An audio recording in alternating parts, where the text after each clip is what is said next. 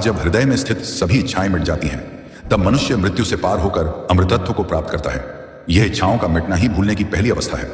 जब साधक इच्छाओं को, भय को, अपेक्षाओं को भूलने लगता है, तब वह भीतर उतरने लगता है। नंबर 3, जब शरीर का बोध मिटने लगता है।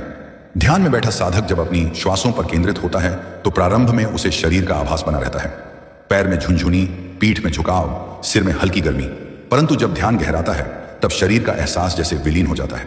उसे महसूस होता है कि न तो पैर हैं, न हाथ, न सिर, सिर्फ एक ऊर्जा है जो बिना आकार के चारों ओर फैली हुई है।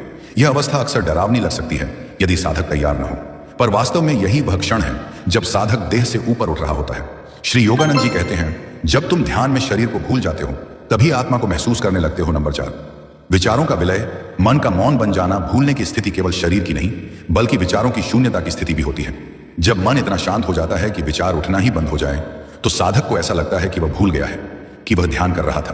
परंतु यह भूलना वास्तव में पूर्ण जागरूकता का ही दूसरा रूप है, जहां मन मौन हो गया है और केवल साक्षी शेष है।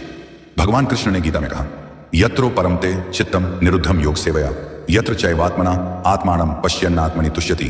अर्थात जब साधक योगाभ्यास से अपने चित्त को पूर्ण रूप से शांत कर लेता है तब वह आत्मा को आत्मा में ही देखता है और उस आनंद में तृप्त होता है। यह वही क्षण है जब वह सब कुछ भूल जाता है, यहां तक कि ध्यान करने का भाव भी।